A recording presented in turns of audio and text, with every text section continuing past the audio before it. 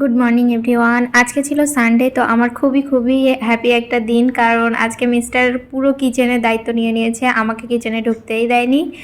আর আমি ঘুম থেকে ওঠার আগেই সমস্তটা প্রায় কমপ্লিট করে ফেলেছে। আমি ওঠার পরে যখন কিচেনে যাচ্ছিলাম আমাকে তো আটকে দিল।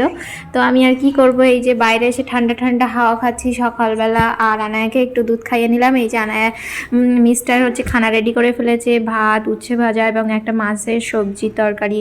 তারপরে আমরা খাওয়া দাওয়া করে কমপ্লিট করে এই যে মার্কেটের উদ্দেশ্যে চলে গেলাম, যেটা সানডেতে মাস্ট করতেই হবে। আজকে তো দেখুন কি কি বাজার করি। আজকে আর শপিং মলে নয়, আজকে পুরো বাইরের মার্কেটটা ঘুরে ঘুরে দেখাবো আপনাদেরকে। এই যে আমরা একটা চলে আসছি সবজি মার্কেটে, অনেক বড় এই সবজি মার্কেটটা। তো চলুন দেখা যাক কি কি নিই আমরা।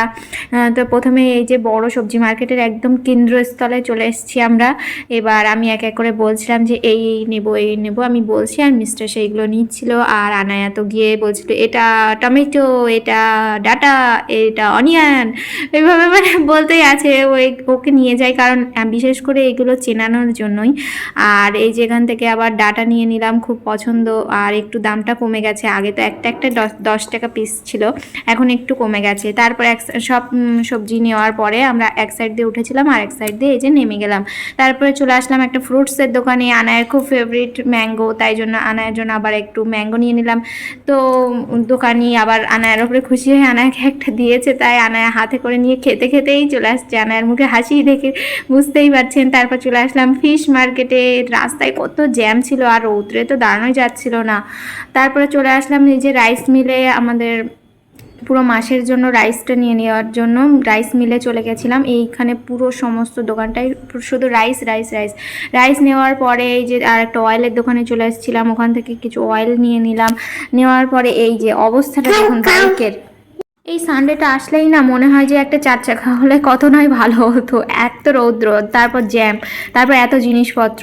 তারপর একটা স্টেশনারি দোকানে চলে গিয়েছিলাম, কিছু জিনিসপত্র নেওয়ার ছিল। তো আনায়া সেখান থেকে আবার এই খেলনাটাও নিয়ে নিয়েছিল। তারপরে নেওয়ার পরে আমরা চলে আসলাম। এবার দেখুন রাস্তায় কত রৌদ্রোজ্জ্বল আর ঝকঝকে পরিবেশ, ভালো, কিন্তু এত রৌদ্রের তাপ যে আমরা পুরো হাঁপিয়ে গেছি।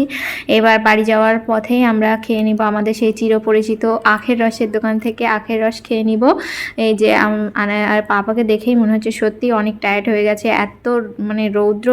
আনায়া তো শুধু বলছে বহুত ধূপ বহুত ধূপ। তারপরে আনায়াকে খাওয়াচ্ছিলাম আখের রস, সে তো খেতে চাইছিল না, কারণ সে তো ম্যাঙ্গো খেয়ে পেটটা ভরিয়ে নিয়েছে। তারপরে এই যে আমি খেয়ে নিলাম, তারপর ওকে আবার একটু খাওয়ালাম। তারপরেই এবার চলে আসবো আমাদের গন্তব্য, আমাদের বাড়িতে। আমাদের সানডে মার্কেট কমপ্লিট। তো কেমন লাগলো আমাদের এই পরিবেশটা আর আমাদের এই ব্লগটা অবশ্যই জানাবেন। Thanks for watching, bye bye. ভালো লাগলে অবশ্যই লাইক করবেন।